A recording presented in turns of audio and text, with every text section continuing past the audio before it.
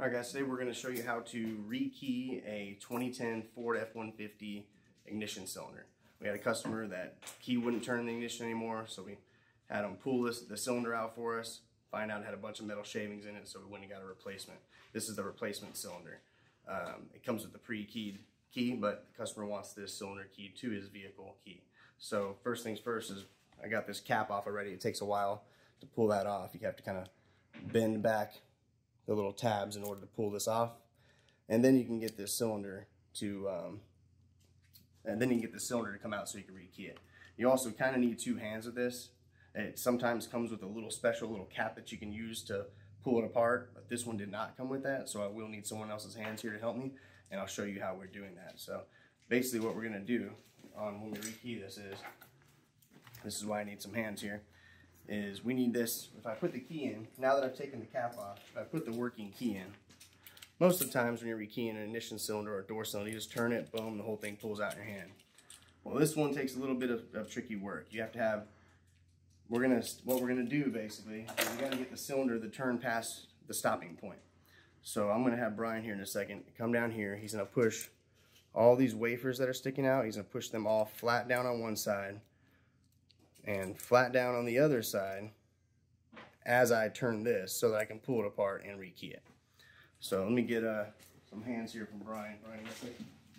Alright, so I put the cylinder in a vice grip so that he can get his the two picks on it and push the wafers down on each side. And then I'm just going to barely stick the key in so I can turn the cylinder over while he does that.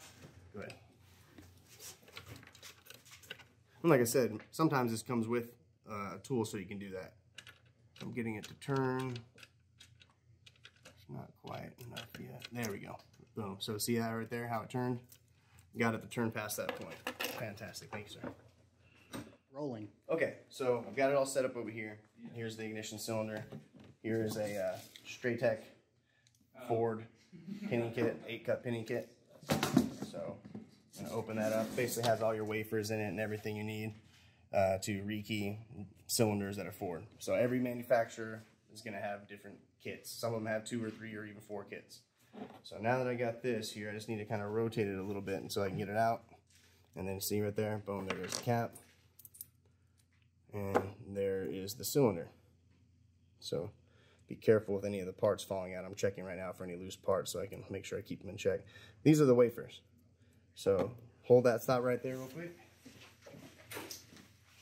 Okay, so here is the existing key. So if you notice, when I stick that in, flush on both sides. That's how you want it to be when you do it to the new key. So I'm going to get the customer's key and I'm going to key it to his key.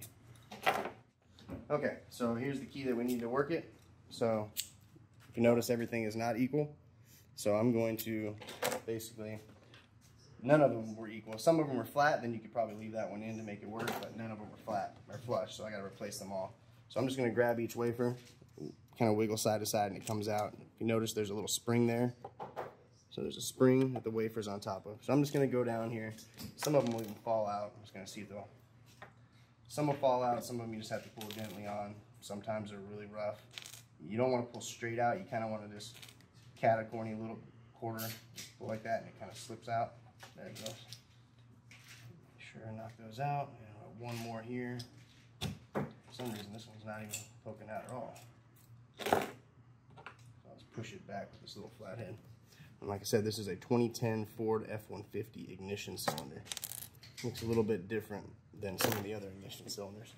Okay, so say you don't even know what you're doing. You're just trying to figure it out, right? So I can look down in here, and then I'm just kind of putting my finger where it's at and looking to see what the cut is. So I'm gonna say, since that's just a shallow cut, I'm gonna say it's a 1, which I can't remember if Ford's backward, if 4 is the deepest cut or 1 is. But let me find out right now, I guess. Let's see here. So if that's a 1, they also on these, it's gonna be very hard to see, but I'll hold it up for you to see. On the very bottom of these wafers, there's a number. This one has a 1 on it. I don't think you can see it there, but just imagine a little number 1 right there. There you go. Okay, so I'm gonna try a 1. They're called wafers, and regular locks, they're called, pins. These are called wafers. So if I stick that in, it's flush. Nope, it's not. So I believe the shallowest cut, the 4 may be what it is. So let me try a 4. I Let's see if that works. It's a 3. That's a 2. Nope, that's a 4.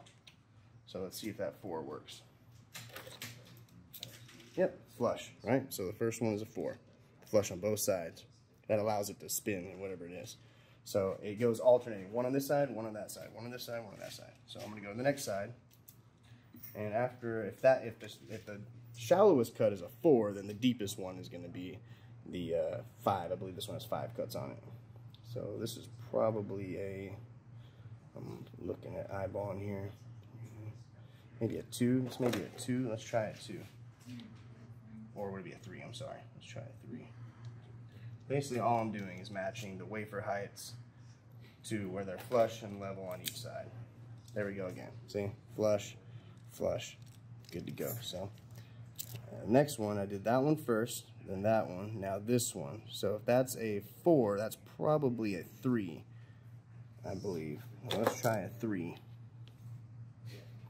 So I'll put the spring in right there in that little hole, and then I'm going to put a 3 wafer in. Okay. Flush. Okay. And then after the 3, it looks like it goes back up. We'll call that a 4 again. I don't think I have any more 4 cylinders in here, so I mean wafers. So I'll just pick a 4 out of here.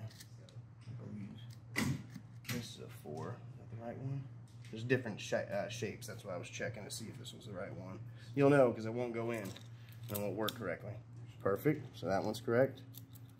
So if that was a 4, then we drop all the way back down to, it looks like a 2. So we'll flip it over, yeah, because everyone alternates. And let's put that in there. Here's a 2 right here. Boom. That one's off, so it's not a 2. So glad we had that happen. That way I can show you. So I just grab that wafer, shake it back and forth a little bit, comes right out. Let's try and see if this one works here. All right. Yeah. That one didn't work either. There's my. Let's grab a 3 out of here. Might have lost my order. That's what happened. There you go. Flush again. Okay, so then I've got 2 more to go. So 1, 2, 3, 4, 5, 6. 1, 2, 3, 4, 5. 1, 2, 3, 4, 5, 6. Okay, so that one's probably a 2, I want to say.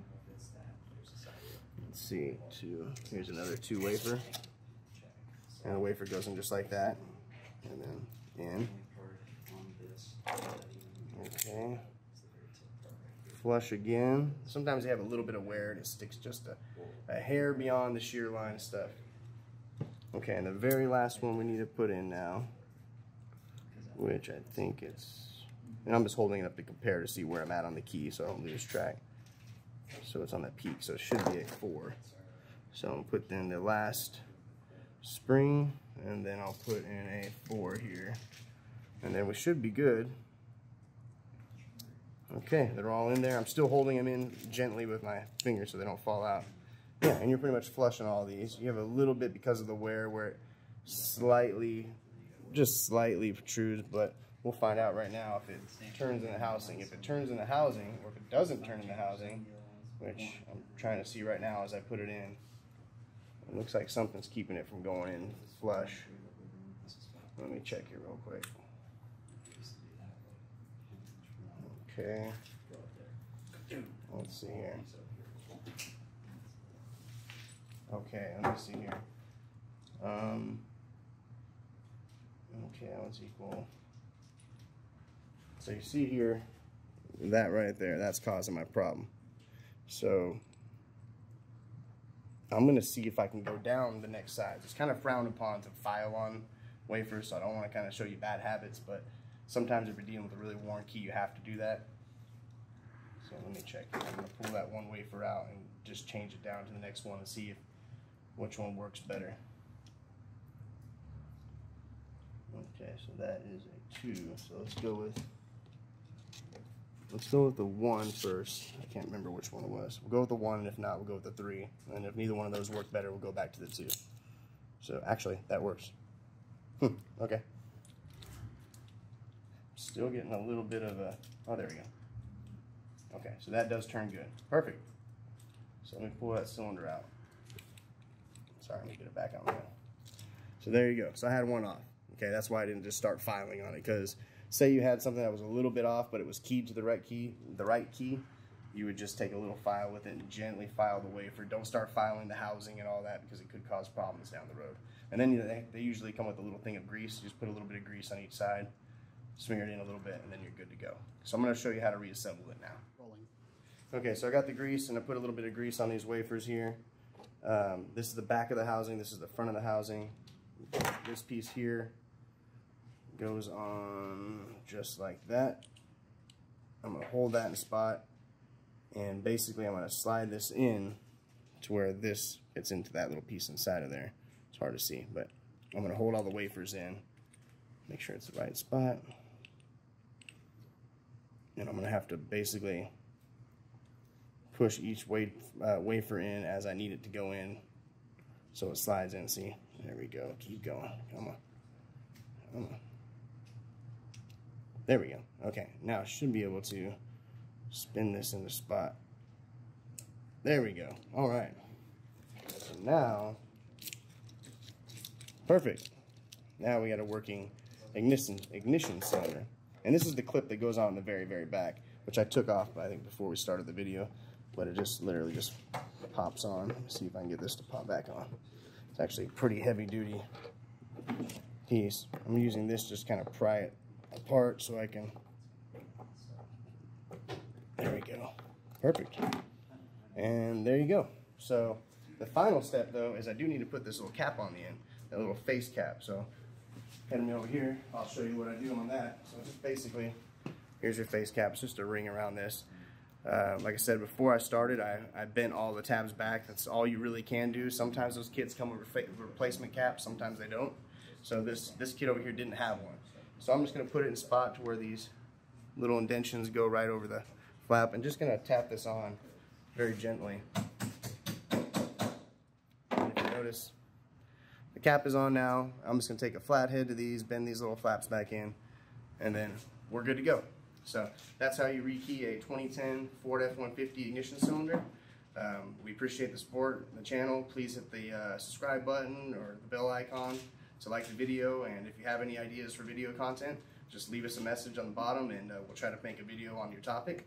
And please follow us on Instagram, Twitter, LinkedIn, Facebook. We're on all the social media platforms, and we appreciate the ongoing support.